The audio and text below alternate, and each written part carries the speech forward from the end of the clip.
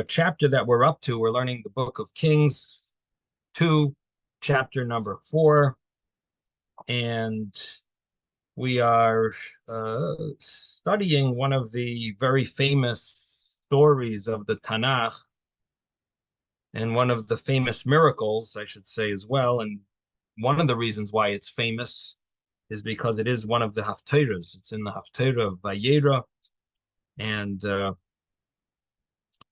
we read about this great miracle that Elisha did for this woman. And then we're going to see about some other miracles as well at the end of the chapter. And what the story that we're dealing with is this woman who the understanding is she is the wife of Ovadia Hanavi. She's the wife of the Navi, the prophet Ovadia. Now, Ovadia had done this very special mitzvah, really self-sacrifice mitzvah, by providing for these 100 prophets in a time when the queen was trying to kill out all the prophets, and she did kill out many. Ovadia hid 50 prophets in one cave and 50 prophets in another cave. And he was a wealthy man, and he provided for them. We'll soon see that he not only provided food for them, he even provided oil for their candles so that they should be able to study Torah. And not only did he save them, but he provided for them so much that he ran out of money. Yes, David. Do we know who was the king at this time? Yehoram, Achav and Izebel. Achav was the king, and Izebel was the wife. Now, the thing is that he ran out of money, and so the only person who he could get a loan from at the time was the king's son, Yehoram. Now, Yehoram's mother was there killing out all the prophets, and here Ovadia is the one saving the prophets, who's putting his life at risk, and not only his life, but all his money, and he basically ran out of money. And now he's getting a loan from Yehoram. The only problem was that Yehoram would only lend him money with interest. And he, of course, would not want to pay interest because the Torah doesn't allow it. Doesn't allow you to lend money on interest. Doesn't allow you to borrow money from a Jew on interest. You can borrow from a non-Jew on interest. You can lend a non-Jew on interest, but you're not allowed to borrow from a Jew or lend a Jew on interest. And here he had no choice, because this was a life or death situation. When it's a life and death situation, you are obligated to transgress the law, and in order to be able to save the life. So you're supposed to transgress a law. Like if a person has to steal in order to eat, they have no food and they're starving. It's a life or death situation. They're allowed to steal. So the law, so here it was a life or death situation. So he said, okay, I'll borrow the money on interest. The only problem was he ran out of money to pay. He had no way to pay back. And he ended up getting sick and he passed away. Now, Yehoram is coming to him and saying, I want your kids to be my slaves because you never paid me back. And the money was just adding up, the interest. So Yehoram, who lent Ovadia the money, he's very, the interest is adding up. Now he wants the two sons of Ovadia to be slaves, to be his slaves. So the mother, or Ovadia's wife, the mother of these two boys, Ovadia's wife, comes to Elisha crying out and saying that the creditor has come to take my two sons to be his slaves. And she says, your servant, my husband, has died, and you know that he feared Hashem. Why did she tell Elisha that her husband feared Hashem. So she had two points that she was making. Her commentaries mentioned 2 points here. One is that he feared Hashem, that even though you might say, well, too bad on him. He was paying interest. He shouldn't have been paying interest. You're not allowed to pay interest. So her answer to that is no. He feared Hashem and he would never have paid interest. He only was paying interest because it was a matter of life and death. He really feared Hashem and he did this because this was the halacha that he's supposed to. That's number one. So in other words, he really was not, this was not something negative that we owe this money.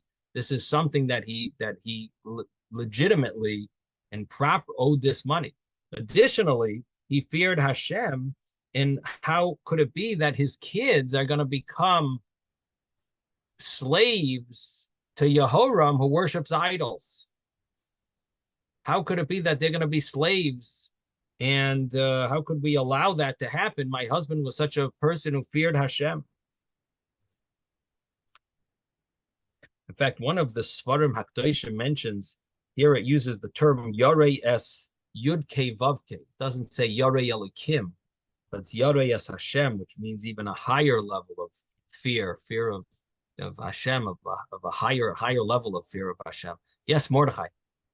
Aren't there several Hasidic tales in which the pirates takes the Yidden's children in order to a surety for debt?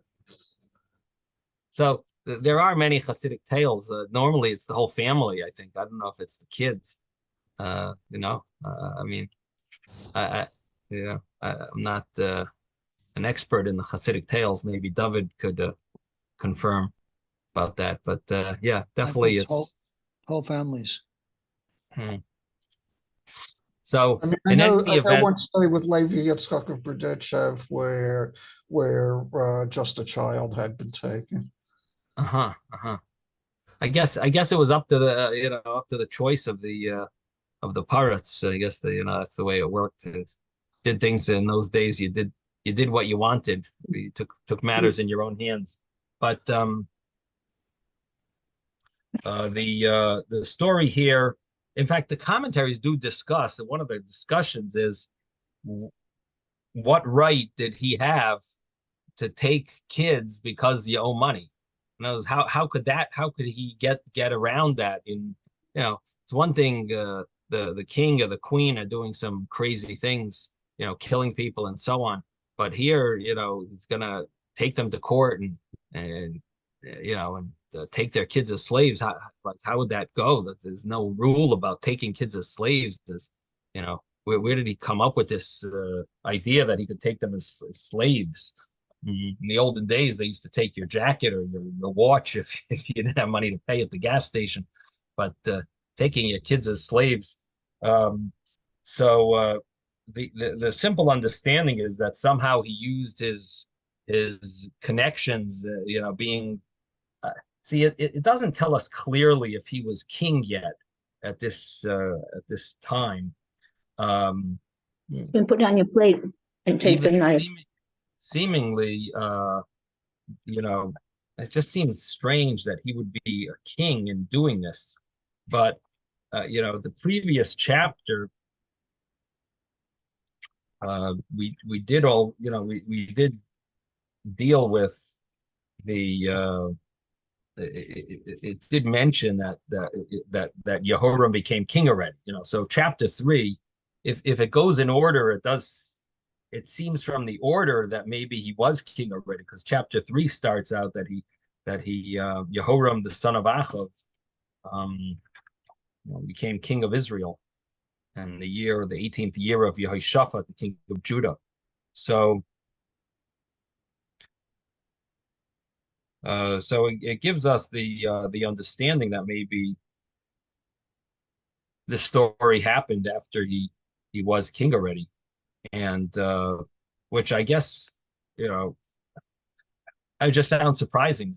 The king is running after some loan, like he's worried about this woman, this poor widow that has her 2 sons, and he needs more slaves. But maybe that's it. Maybe that's the way it is. So he's using his kingdom basically to be able to to go against the rules and take slaves because claiming that she owes him money, and he needs them as his slaves. So so that's the backdrop of this miracle that we're going to soon see. So we're up to verse 3, and we're in chapter 4, Kings 2, chapter 4, verse 3. He said, "Go," and so she went to the wife of Obadiah. Obadiah passed away. The widow. She came to Elisha and said, what should I do? Elisha said, "What can I do for you? Tell me what you have in the house." And she said, "I have nothing except a small little flask of oil, or jug of oil."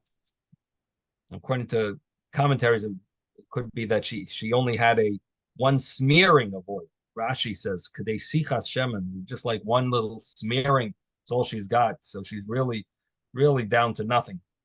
So we're in verse 3. He said, "Go borrow vessels for yourself from the outside, from all your neighbors, empty vessels, and do not be sparing.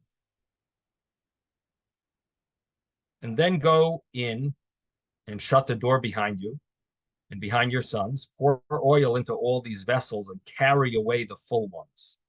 So what she's doing here is that she's going to somehow have a miracle happen. And the miracle is going to be that the oil is just going to pour forth from that flask that she has. It's going to become like a wellspring and the oil will just continue pouring. Now, why did the prophet Elisha need there to be some oil, a jug of? Why did he need that? So seemingly what we see here is this concept that Hashem doesn't like to make a outright miracle. He likes to conceal the miracle. So the world runs in a way that it looks more like nature. Now, of course, this is a miracle, so it's not perfectly nature, but it's concealing. It's if you created money growing on trees, that would be a problem, and Hashem doesn't like to do that. But what he does is allows a miracle to happen if it's somewhat concealed. And here the concealment was that he's not going to create something from nothing, but the oil will just continue to pour. And so as long as she had vessels to hold the oil, so then the oil will continue. She'll continue filling up these jugs. And that's why she had to borrow as many as she could, empty vessels. And shutting the door behind her also implies the same idea that the miracle should be somewhat concealed. It shouldn't be in such a revealed way. It should be somewhat concealed, and this way it doesn't break the laws of nature. It doesn't break the way Hashem runs the world. Rashi uses the term here that you close the door. It's a kavod for the nace, that it's done in a modest way, in a hidden way. It's like a kavod for the nace. I'm not exactly sure how to translate that. It's an honor for the miracle, that the miracle is done in a way of hatsneya, of modesty. That, in other words, is he saying that this is the way Hashem wants miracles to be, that they're supposed to be somewhat hidden? Is he saying similar to what I was mentioning earlier? Or is he saying another concept, that there's a certain respect for the miracle, that it should be done in some way that's modest, that's hidden? But in any event, this is this seems to be the understanding here, that they're going to close the door behind them and pour the oil. And in verse number 5, it says, "She went from him and shut the door behind her and behind her children. And they brought vessels to her, and she poured."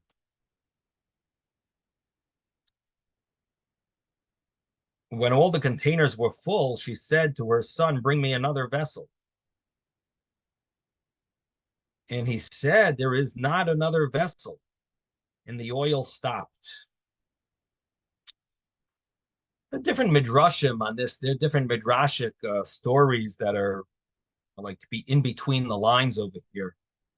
One of the midrashim mentions that they had some broken vessels, and she said to her sons, "Bring me those as well. If the oil can pour, so Hashem can make a miracle that these broken vessels could be complete." And sure enough, they were. They somehow joined together with other broken vessels, and she was able to pour into these newly newly invented or newly made vessels, and somehow they joined together and they worked. And after she finished filling up even the broken vessels, that's when the miracle stopped. That's when the oil stopped. So that's one of the midrashic insights over here. Now, another point is mentioned here that they specifically the way Hashem made this miracle was that it flowed like a spring, and she couldn't move it. If it moved, she had to leave it in one place and just bring the vessels to it, because Hashem made it into a spring. Can't, it has to be like a spring. It doesn't really move, it stays in one place, and had to continue, so to speak. She wasn't allowed to move it. That's what they understand. That's why they brought the she didn't pour to the different vessels. She stayed in one place, and they brought the vessels and kept moving them around and brought them to the well. Now, another medrash that is mentioned here as well, and the medrash talks about how she went to her husband's grave, and she went to she begged her husband when he was alive and he was dying, like, what am I going to do? You're not leaving me with any money. And when he was dying, she was already concerned, and basically he said that Hashem is going to provide. So then she went to after he died, she went to the cemetery, and she was crying.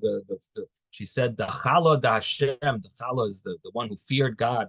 She said, where is he? Where's my husband? So the answer that was given, a voice came out and said, who are you referring to? There's 4 people who feared Hashem: Avraham, Yosef, Eov, and Ovadia. There's 4 people who are known to be Yarei es Hashem, 4 that feared Hashem. And so she heard this voice from among the dead saying, which one are you looking for? So she said, the one that it says,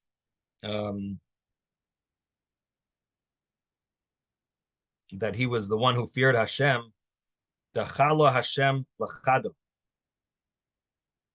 The one that it says about in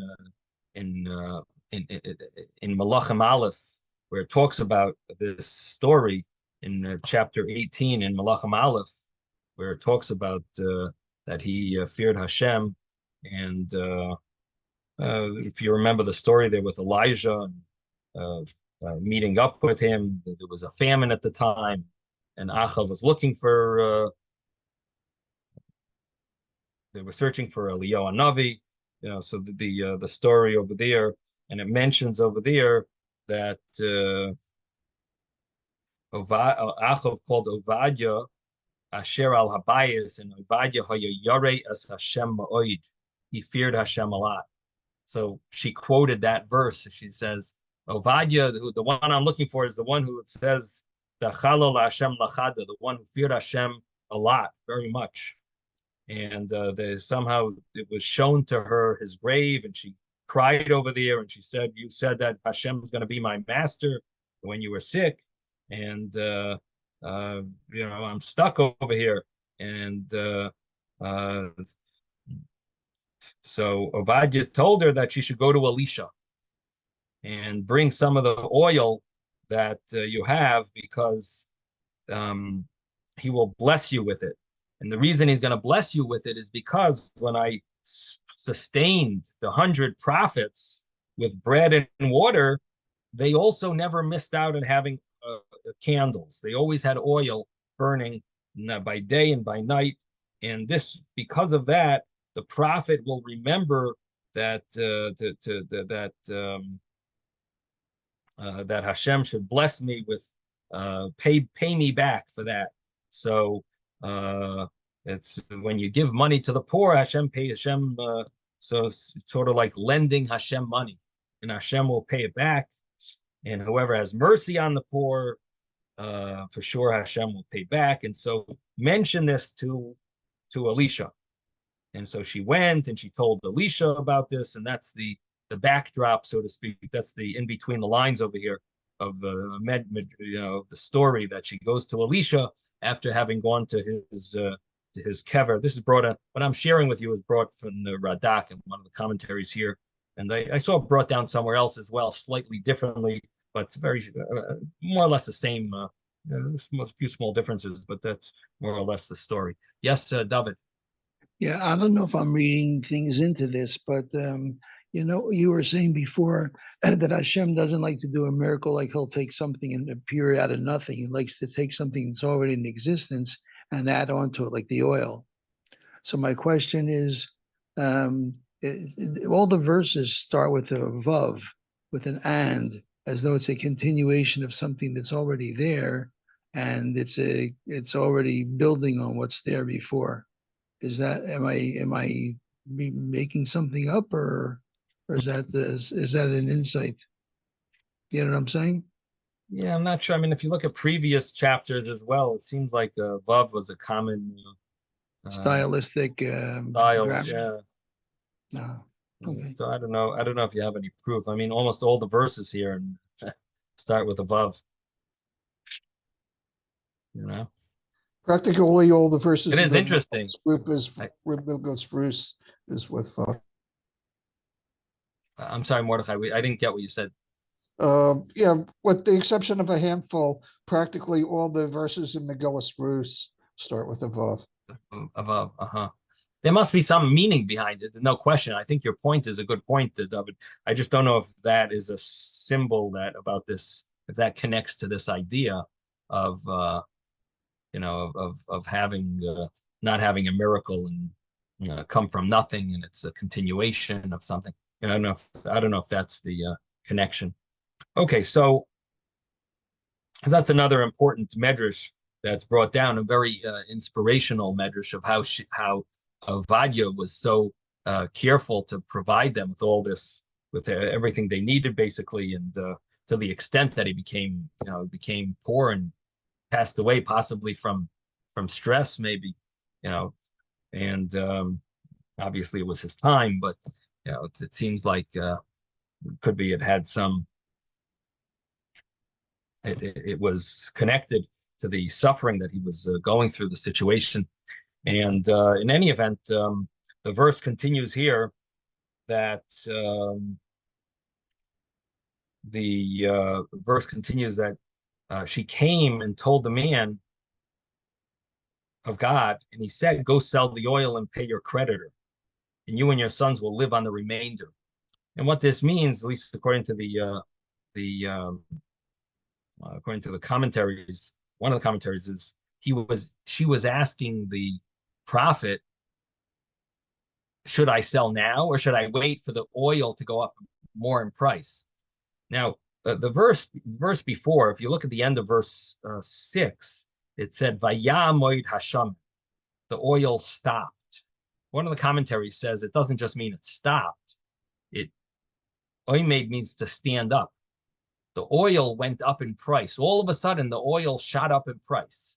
So now she's got this great miracle that happened for her. Number one, she's got a huge amount of oil. Number two, it's going to be worth a lot of money. But the question is, whenever you invest, you always don't know, should I sell or should I wait? And the prophet tells her there's enough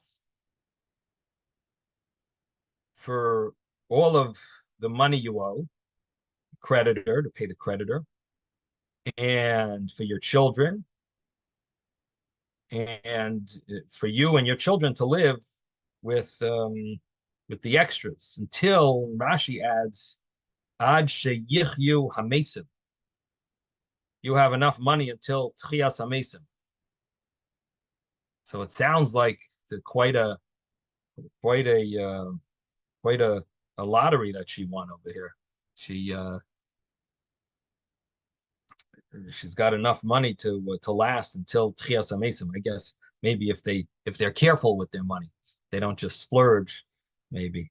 But the so basically the prophet is telling her you should sell now. And the reason for that is because the whole reason why the price of oil went up was only for her.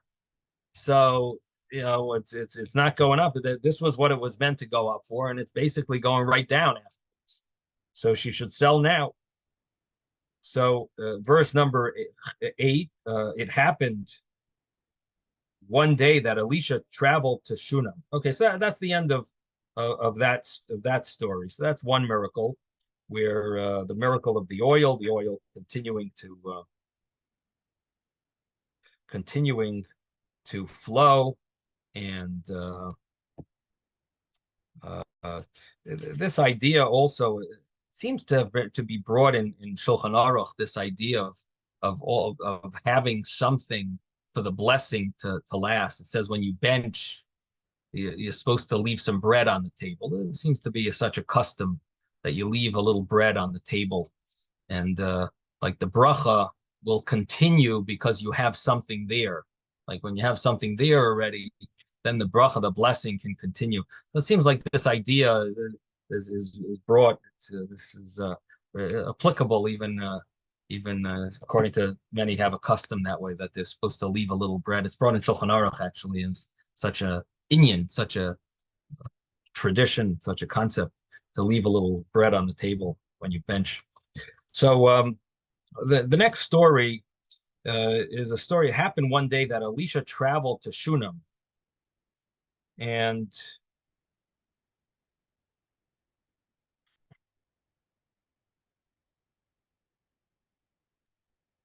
this is, the city of Shunem. I'm not exactly sure where it is.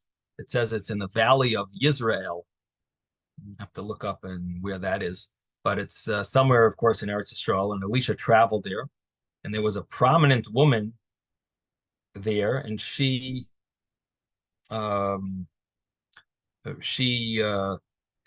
begged him to eat a meal. And so it was. Whenever he passed by, he would turn in there to eat a meal. So she requested, and she got it. She loved doing kachnosas archim and chesed, and so she invited him. And it seems that commentaries bring that it seems from this that she didn't really know that he was a special person, Elisha, at that time. He wasn't famous yet, and so she would invite him in, and just like she would invite other guests. Now, and so it was whenever he passed. Same thing whenever he passed by, she would try to encourage him, and try to beg him to come for a meal. So she once said to her husband, "Behold, I now know that he is a holy man of God who passes by us regularly." The commentaries bring that it seems that the woman, can figure out a guest much better than the husband, and so here she figures out that he's. She realizes, she can tell that he's a holy man, and she realized that after he came, and she had this. She realized this. The Gemara says she realized it because there was never a fly that came near his table.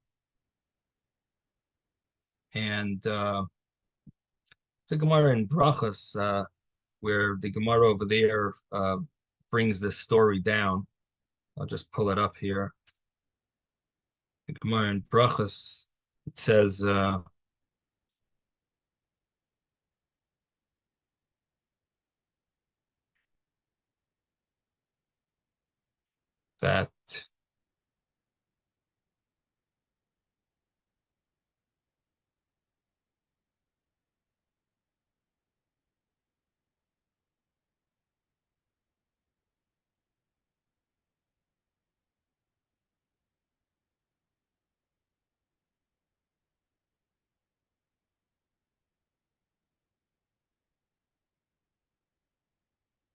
brings this pasuk. It says, and she said to her husband, behold, now I perceive that he's a holy man who passes by us continually. So Rabbi Yossi, the son of Rabbi Hanina, said, from here we see that the woman recognizes the guest more than the man does. This is what the Gemara says. So, and I know that he's holy. So the Gemara says, so how did she know? So Rav and Shmuel, one of them says that a fly never flew past over his table, and the other one said that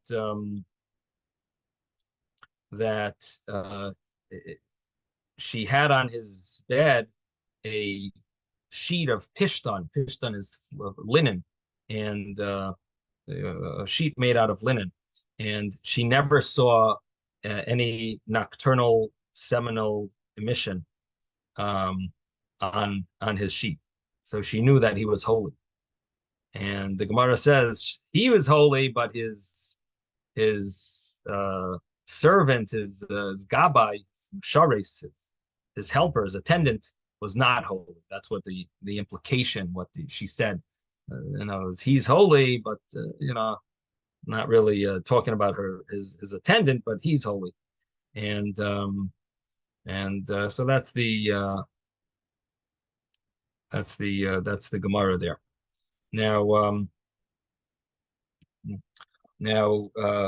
So she understood at some point, after he slept there a few times and stayed there, she understood. And then she said, let us now make a small walled attic and place there for him a bed, a table, a chair, and a lamp, so that whenever he comes to us, he can turn in there. So she wanted to really, do a full hachnasas orchim.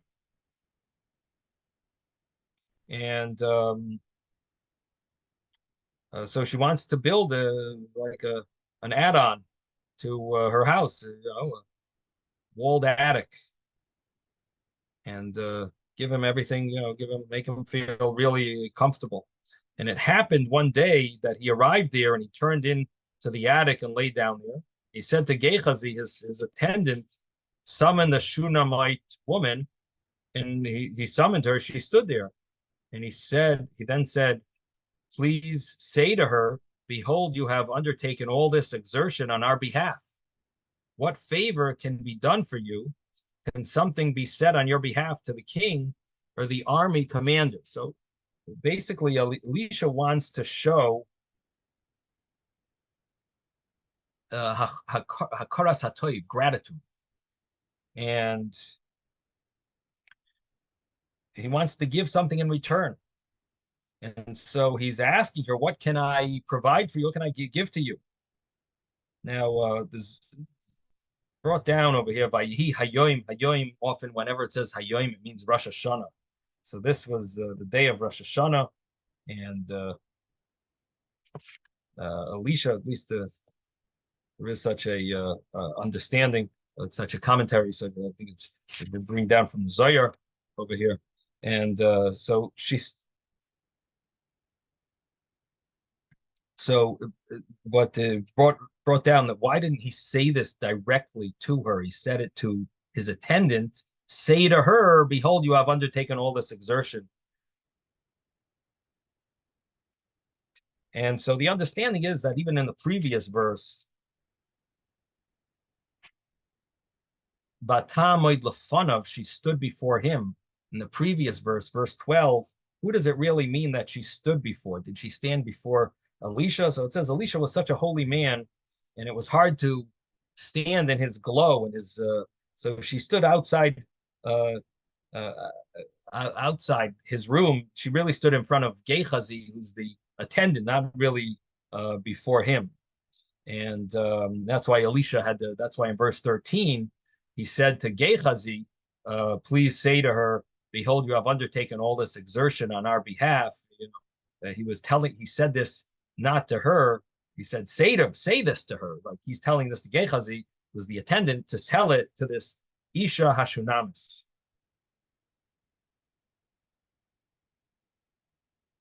But I think there is a shot here that Elisha did not speak directly to women, so he tells his stuff to Gehazi, and Gehazi, maybe it wasn't appropriate for a man to speak directly to a married woman. So he spoke to Gehazi, and Gehazi spoke to her.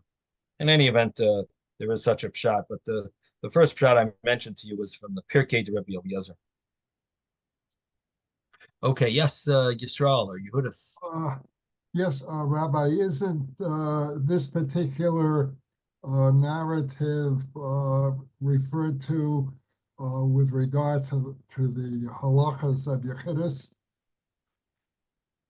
Uh-huh. In other words, they learn the laws of Yichud. Yeah, Is that what you mean? The laws of Yichud are learned from this story. yeah. Uh-huh. I'm not sure. That's an interesting question that you're asking. I'll have to look it up. What the source where it brings the. I would think it's from the psukim about where a person's not allowed to have relations. So it says that a person shouldn't come close or shouldn't. I would think it's from there. But maybe in other words, this is that something that you learned or you're remembering something like? I learned it someplace. I wish I could quote source. It could be. It could be. I don't have it in front of my mind. What the source some of Yichud laws like leaving a door open, et cetera, et cetera. Maybe. Yeah. I'll have to look it up after. So, if I don't get back to you, remind me. I'll look it up. But yeah, good question. That'd be interesting to see if this is a source. Okay, so the verse that we're up to is verse 14. Oh, so in 13, so he's asking, is there anything we can do for you on your behalf? Like maybe you're a wealthy individual. Maybe you have a lot of business dealings. You need some connections. You might need me to have. I could put in a good word, say something to the king on your behalf, or to the army commander. Sarts of what are the words here? It says, "What favor can be done for you? Can something be said on your behalf to the king, or to the army commander?" And she replied, "I dwell among my people." That's the end of verse 13. She said, "I dwell among my people." Now, what does that really mean? I dwell among my people. So Rashi gives a simple interpretation here that I live with relatives and I'm not afraid. No one's, I don't have to worry that I need the government to help me, protect me. I have all my relatives near me and they're good enough protection. So I am, no one's going to harm. I don't think I'm going to have any harm, at least on a practical level. I'm pretty safe from a safety perspective, from a security perspective. There is an interpretation over here that, based on what we said before, that this is Rosh Hashanah. So what Elisha is asking is, would you like me to put in a good word to Hashem? Oh, you're getting judged today. It's the day of judgment. So Elisha's really asking, this is the time of judgment. Should I ask Hashem for anything? And she replied that I am dwelling among my people. Well, what does it mean, dwelling among my people? Dwelling among my people means that there's a certain blessing you get when you daven with everyone else. Your prayers are together with everyone else's prayers. It becomes you're part of the group, and Hashem shows maybe more mercy to the group. It's almost like davening with a minyan, that you get a blessing of the whole minyan. And if you single me out, I might end up being judged on my own merits, and that might not be so good.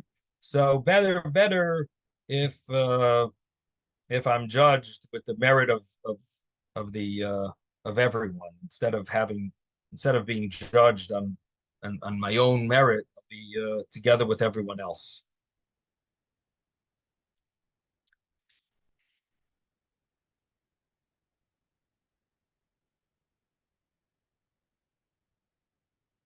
So that's what she replied. So Elisha said to Gehazi in verse 14, so he said to Gehazi, he said, what can be done for her? Gehazi said, actually, she has no child, and her husband is old. And the Pirkei Rabbi Eliezer here also mentions something. He says that she also was old to have a child. And Elisha really wanted to give her some reward, it seems. And so he's asking Gehazi, what could we get her? And Gehazi is basically saying, even though they are old, but they don't have any children. So verse 15, he said, summon her. So he summoned her. She stood in the doorway. Elisha said, at this season next year, you will be embracing a son. And she said, do not, my master, O man of God, do not disappoint your maidservant. Now, what does this mean exactly? So, what is the promise that Elisha gave her? He said, in the Hebrew, it's at chayvekes bein. You will hug a child. What she was nervous of is, you're giving me a bracha. You want to comfort me by giving me a child that I'll be able to hug. But what it sounds like from your blessing is that the child might not live, and you're just giving me a child so it'll be sort of like comforting for as long as he lives. It'll be some level of comfort that at least while he lives, we'll feel comforted. I don't want that. I only want a child if the child is gonna stay alive. And you didn't say that that the child will live. You just said I'm gonna be chayvekes bein. I'll just be able to hug him. Gonna hug a son. And you're implying that's what she was nervous about. And sure enough, what she was nervous about ends up coming true. And as we'll soon see, that he basically passes away. And when she's complaining later about this, she complains and says, this is exactly what I didn't want. I understood this from you, like this is what you were blessing me with, and this is what I didn't want. And I would have rather not have a child. So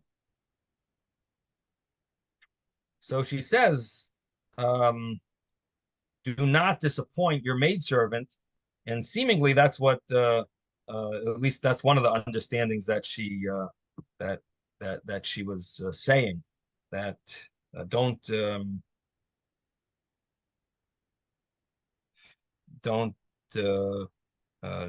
me a child that's not going to live.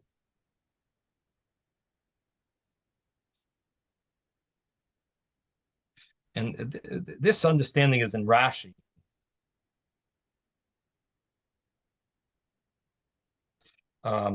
In the Ralbag. Now it turns out that who does her son end up to be? This is the famous Habakkuk, the prophet Habakkuk, and that's from the word chayvekes. Again, this word here in the that you're going to be chayvekes bein, you'll be hugging, embracing a child. That child ended up being the prophet from the same word chayvekes as Habakkuk. And that's a hint that that's who it is. There is a discussion, of course, if maybe the child is the prophet Edo, or there is such a understanding. But this is the source of this is that it's Habakkuk is based on this pasuk, and it's I believe it's in the Zohar. Yeah, they bring down it's from the Zohar. So this is the story. That this is the beginning of the story. So he promises her a child, and verse 17, the woman conceived and bore a son at that season the next year, as Elisha had told her. Now, I'm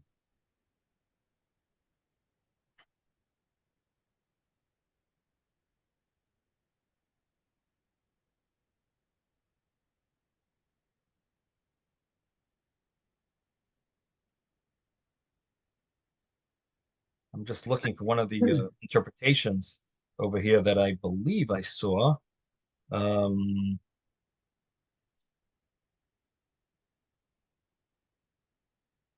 don't see it now.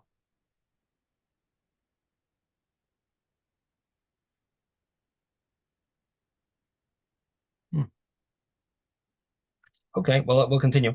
So the woman conceived and bore a son at this season next year, as Elisha had told her. Verse 18, the boy grew up. It happened one day, he went out to his father, to the reapers in the field, and he said to his father, my head, my head. His father said to the attendant, carry him to his mother. And maybe he probably is dehydrated, or, bring him home. Maybe he needs to rest, and heat stroke. Anyway, he carried him and brought him to his mother. He sat in her lap until noon, and then he died. Now,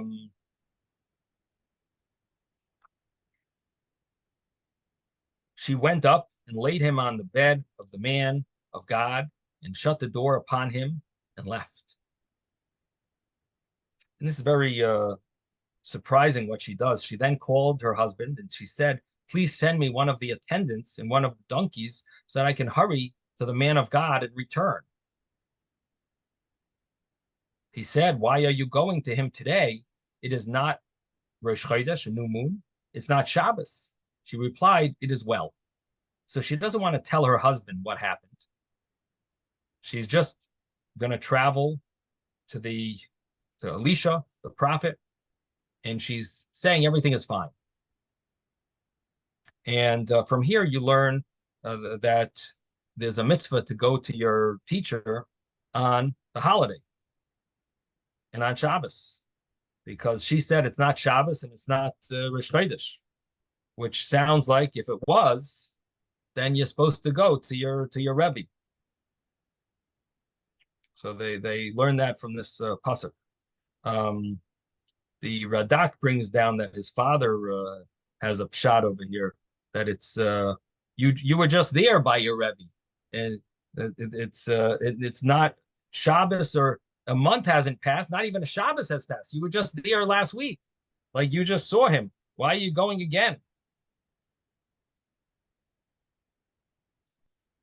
So why didn't she want to tell her husband that he died?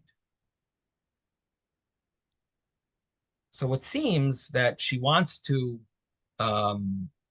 hide the facts in order that a miracle could still happen. In other words, if the miracle, if she reveals that he died, it would need a much bigger miracle to bring him back to life. But if no one knows that he died, it's only between her and Hashem, basically, that this boy died. So it's less of a miracle, less of breaking of nature, that to bring him back to life. So she's not telling anyone. And she saddled the donkey in verse 24. She saddled the donkey, said to her attendant, lead and go, and do not impede me from riding unless I tell you. And she set out and came to the man of God at Mount Carmel.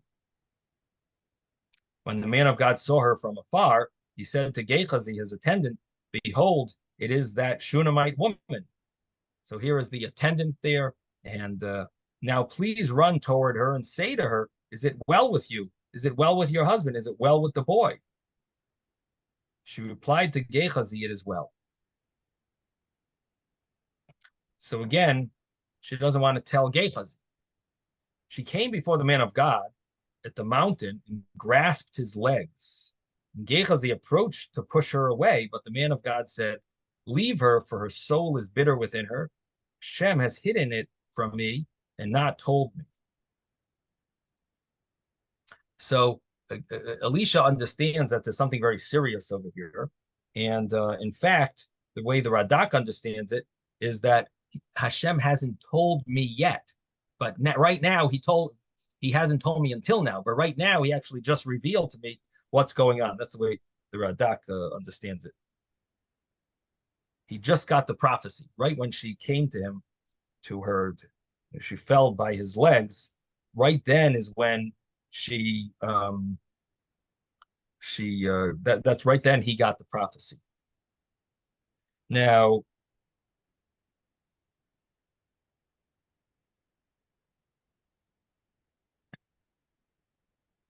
here, verse 28 is what I was mentioning to you earlier. She said, did I request a son of my master? Did I not say, do not mislead me? Meaning, didn't I tell you that this is exactly what I didn't want? I didn't want a child that's going to be cute and fun for a little while, and then he's going to pass away. This is exactly what I didn't want. So she said, so he said to Gehazi, verse 29, gird your loins, take my staff in your hand, and go.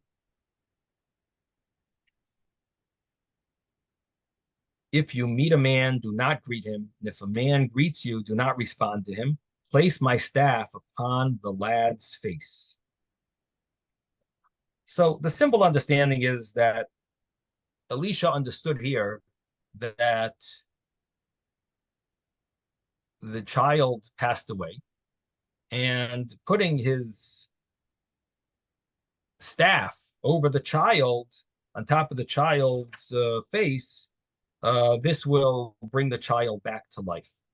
Now, the problem that happened was that Gehazi was not a righteous person.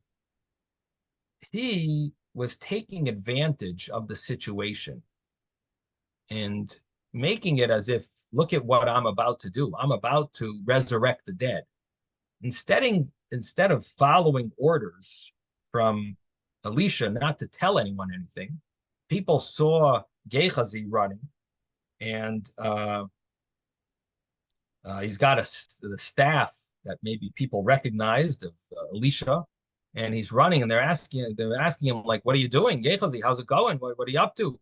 And he's all excited to tell them, guess what? I'm about to bring a child back to life. There's a child that died.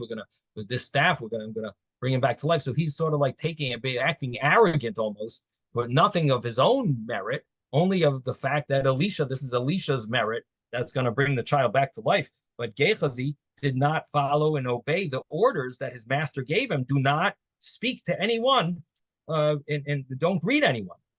Don't even respond to people's greetings. And he didn't listen. And so it didn't work.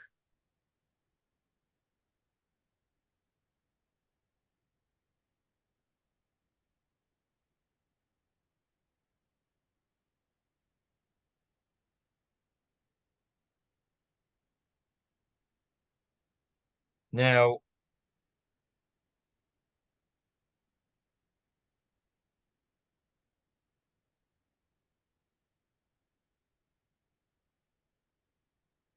the verse over here says that, what's the Hebrew? But oh.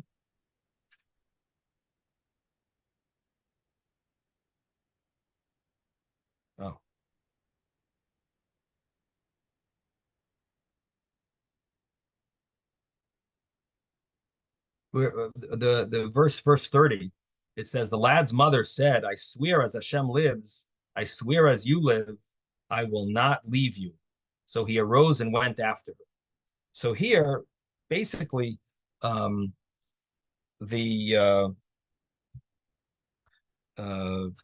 of the commentaries understands that the mother, the Isha Hashunamis, this mother, sensed that Gehazi it's not gonna work, and I need you to come.